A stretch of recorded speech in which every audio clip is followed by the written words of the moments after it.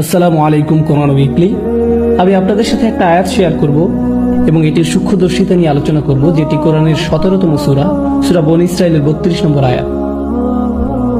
ওয়ালা তাকরাবুজ জিনা ইন্নাহু কানা ফাহিশাতান ওয়া সাআ সাবিলা। এই আয়াতটি কোরআনের সেই অংশ যেটি মহানবী সাল্লাল্লাহু আলাইহি সাল্লামের 10টি বিখ্যাত আদেশের শামিল। কিছু সাহাবী বলছেন এটি হচ্ছে মুসা আলাইহিস সালামকে দেয়া শিক্ষার মূলনীতিগুলোর অংশ। আবার মজার ব্যাপার হচ্ছে এই আয়াতটি যে সূরাতে, তার নাম হচ্ছে বনী ইসরাঈল, ইসরায়েলের সন্তানগণ। যাই হোক, এই বিশেষ আয়াতে আল্লাহ বলছেন তোমরা জিনা বা ব্যভিচারের নিকটবর্তী হও না, এটির ধারে কাছেও যেও না। তিনি এটা বলেননি লা তাজিনু, তোমরা ব্যভিচার করো না, ব্যভিচার করতে যেও না। তিনি বলেছেন তোমরা এর ধারে কাছেও যাবে না। অন্যভাবে বলা যায় এটা একটা কাজ এবং অনেকগুলো ছোট ছোট আচরণ যেগুলো কাজটির দিকে নিয়ে যায়।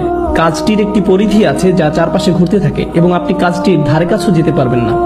যেই সংবেদনশীলতা নিয়ে কোরআনের ভাষা আল্লাহ রাব্বুল আলামিন ব্যবহার করেছেন, আমাদেরকে সেই ভাষা বুঝতে হবে যাতে আমরা আল্লাহর বিজ্ঞতার তারিফ করতে পারি এবং বুঝতে পারি কিভাবে তিনি আমাদের পরামর্শ দিচ্ছেন যাতে আমরা সমস্যাগুলো উতরে উঠতে পারি।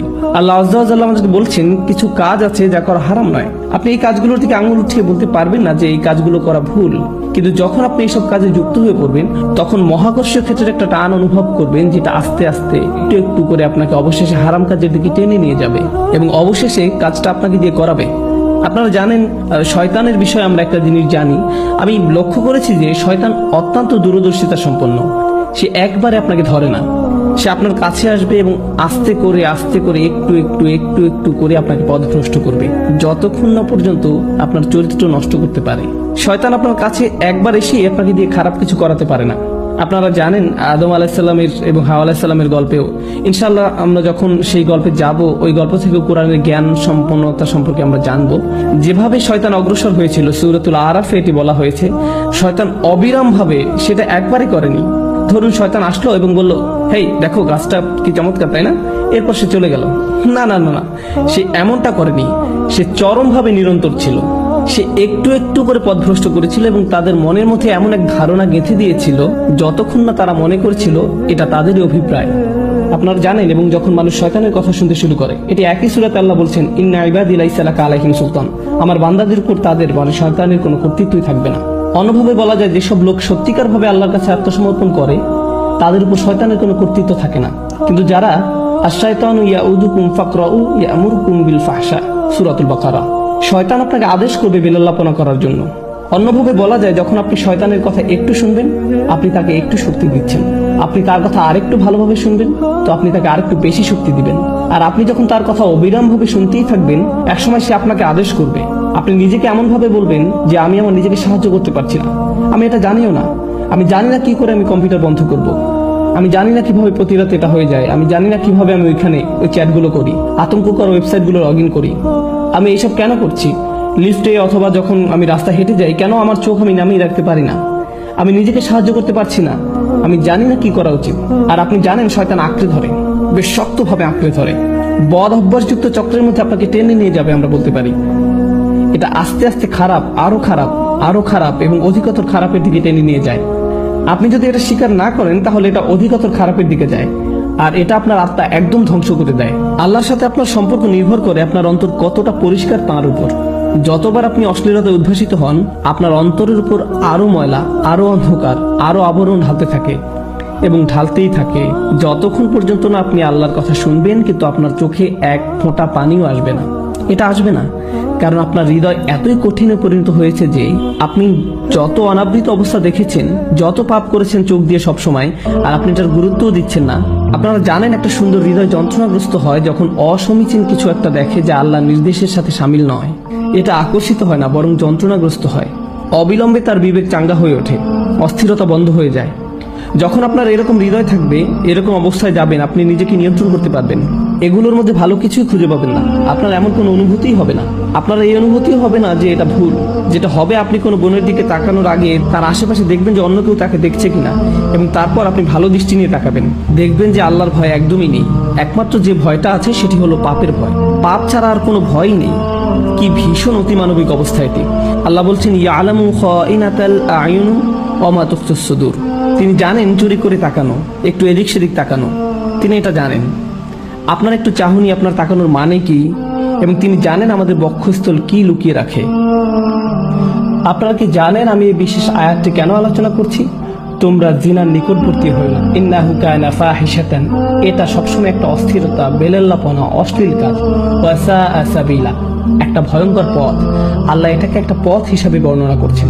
ভয়ঙ্কর পথ, পথে পদক্ষেপ থাকে, ঠিক? পথ মানেই পদক্ষেপ।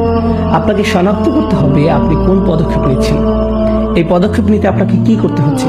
আপনারা জানেন প্রত্যেকটা কাজের কিছু প্রক্রিয়া থাকে, কিছু চক্র থাকে। স্কুলের পরে আপনি কয়েক ঘন্টা সময় পাচ্ছেন আপনার পিতামাতা বাসায় ফেরা পর্যন্ত। আপনারা জানেন আপনি কিছু বন্ধুর সাথে ঘুরছেন যাদের কোনো মান নেই। প্রত্যেকটা সময় আপনাকে শনাক্ত করতে হবে কোন কাজগুলো আপনাকে পাপে দিকে টেনে নিয়ে যায়। আমাদের গোড়া থেকে এগুলো কেটে ফেলতে হবে। আমাদেরকে এই পথে গা ভাসিয়ে দেওয়া বন্ধ করতে হবে। ওয়া সাআ সাবিলা। আমার কাছে এই আয়াতের অসাধারণ দিকটি কি জানেন? যেভাবে এটি সম্পৃক্ত করা হয়েছে। এই আয়াতের পরে আল্লাহ তাআলা বলছেন, তোমরা মানুষ হত্যা করো না। ওয়ালা তাকতুলুন নাফসাল্লাতী হারামাল্লাহু ইল্লা বিল হক।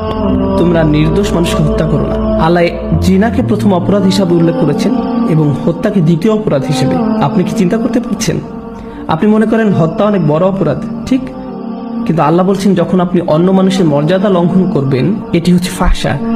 আপনি যখন মানুষকে নিয়ে এভাবে চিন্তা করবেন তখন আপনি নিজের এবং তার মর্যাদা লঙ্ঘন করবেন। আমরা যদি কাউকে হত্যা করি, আমরা তাকে শারীরিকভাবে হত্যা করি। আপনারা জানেন তার বেঁচে থাকার অধিকার লঙ্ঘন করি, আর ওটা হচ্ছে আত্মার হত্যা, ফাহশা। আর এটি হচ্ছে শারীরিক হত্যা, ফাতর। দুই রকমের হত্যা রয়েছে। তাই আল্লাহ তাআলা আত্মার হত্যার কথা প্রথমে বলেছেন। আমাদের সবার মান এত নিচে নেমে গিয়েছে যে একটা নতুন সিনেমা মুক্তি পেলে আপনি হয়তো অনেকগুলো ট্রেলার দেখে ফেলেছেন আর নিজেকে বলছেন, এখানে মাত্র একটা খারাপ দৃশ্য আছে। ব্যাপার না, এটি একটি PG-13। যেটা আগে PG-13 হওয়ার কথা ছিল, এখন সেটা PG। কাজে সব জায়গায় অশ্লীল দৃশ্য। এবং যে আত্মার মূল্য আমরা হারিয়ে ফেলেছি তার প্রতি আমাদের যত্নবান হওয়া উচিত। এটা আমাদের নামাজের উপর প্রভাব ফেলছে, দোয়ার উপর প্রভাব ফেলছে, আমাদের চরিত্রের উপর প্রভাব ফেলছে, এটা আমাদের পরিবারের উপর প্রভাব ফেলছে, এবং আমরা গুরুত্বও দিচ্ছি না। আমরা মনে করি এটাই জীবন, আমাদের সময়ের সাথে তাল মিলিয়ে চলছি। ঠিকই আছে, সবাই একই কাজ করছে, আমরা কি করতে পারি? তাই আপনি যেসব ছবি ফেসবুকে পোস্ট করছেন তার গুরুত্ব দিচ্ছেন না। আমি ফেসবুক ব্যবহার করা বন্ধ করে দিয়েছি। আমি বলছি না যে ফেসবুক ব্যবহার করা হারাম, আমি ব্যক্তিগতভাবে এটা ব্যবহার করতে পারছি না। আপনারা জানেন আমি এটা ব্যবহার করি না। আমি সামাজিকীকরণের জন্য কিছু একটা পোস্ট করলাম, কোনো ঘোষণা কিন্তু কিছু একটা শেয়ার করলাম, কিন্তু কিছু জিনিস দেখে আমি খুব মর্মাহত হয়েছি যে আপনি কিভাবে এটা করতে পারেন। আপনি একজন মুসলিম এবং কিভাবে আপনি এই ধরনের ছবি পোস্ট করতে পারেন? নিজের মর্যাদা নিজেই রাখুন, নিজের পরিবারের মর্যাদা বজায় রাখুন, নফসকে নিয়ন্ত্রণ করুন। চোখ দিয়ে তাকানো চোখের জিনা থেকে বাকি সব শুরু হয়। অন্য সবকিছু এখান থেকে শুরু, অন্য সবকিছু চোখের জিনা থেকে শুরু। ইনশাআল্লাহ তাআলা আমি আপনাদের সাথে এই বিষয়ে ছোট ছোট টুকিটাকি কোরআন থেকে এই বিষয়ের উপর কিছু সংযুক্ত আয়াতের অংশ নিয়ে আরেকদিন আলোচনা করব। কিন্তু আজকে ইনশাআল্লাহ শেষ যে জিনিসটি আলোচনা করব তা হচ্ছে ফাহশা, যার অনুবাদ হচ্ছে লজ্জাহীনতা, উত্তেজনা, অশ্লীলতা। আরবি ভাষার কিছু নিয়ম আছে যেগুলো একই রকমের, ওয়াহাস এবং ফাহাস। ওয়াহাস মানে হচ্ছে বন্য প্রাণী, ফাহাস মানে হচ্ছে যে বন্য প্রাণীর মতো আচরণ করে। লজ্জাহীনতা এমন একটি আচরণ হিসাবে বর্ণনা করা হয়েছে যেটি বন্য প্রাণীর আচরণের মতো। আল্লাহ মানবকুলকে মর্যাদাবান করেছেন। আদম আলাইহিসসালামের উপর যে শাস্তি দেওয়া হয়েছিল সেটা হলো তার জামা কাপড় খুলে ফেলা হয়েছিল। আমাদের আদি পিতামাতার জামা কাপড় খুলে ফেলা হয়েছিল। এটা আল্লাহর পক্ষ থেকে একটা শাস্তি ছিল, এবং অবিলম্বে তারা বুঝতে পেরেছিলেন যে তাদের উচিত নিজেদের ঢেকে রাখা। তারা সমাজ থেকে নিজেদের ঢাকার শিক্ষা পাননি, সমাজ তাদেরকে লজ্জাহীনতার শিক্ষা দেয়নি। আপনারা জানেন আজকাল আমাদের নৃতত্ত্ববিদরা আপনাদেরকে শেখাবে যে আপনারা জানেন সমাজ আমাদেরকে জামা কাপড় দিয়েছে। এটা একটা সামাজিক যৌক্তিকতা যে আমরা ইতিহাস থেকে জামা কাপড় পরা এবং নিজেদের ঢেকে রাখার শিক্ষা পেয়েছি, কিন্তু প্রকৃতিগতভাবে আমাদের বন্য প্রাণীর মতো থাকার কথা ছিল। আদম আলাইহিস সালাম সমাজ থেকে কিছু শিখেননি, তাকে আল্লাহ বিবেক দিয়েছিলেন, এবং যখন তার কাপড় খুলে ফেলা হয়েছিল তিনি প্রকৃতিগতভাবেই তাড়াতাড়ি নিজেকে ঢাকার চেষ্টা করেছিলেন। আমাদের আদি পিতামাতা নিজেকে ঢাকার চেষ্টা করেছিলেন। আমাদের এমন মানুষ হওয়া উচিত যেন আমরা আমাদের নিজেদের ঢেকে রাখতে পারি এবং অন্যদের দিকে না তাকিয়ে অন্যদের মর্যাদা দিতে পারি।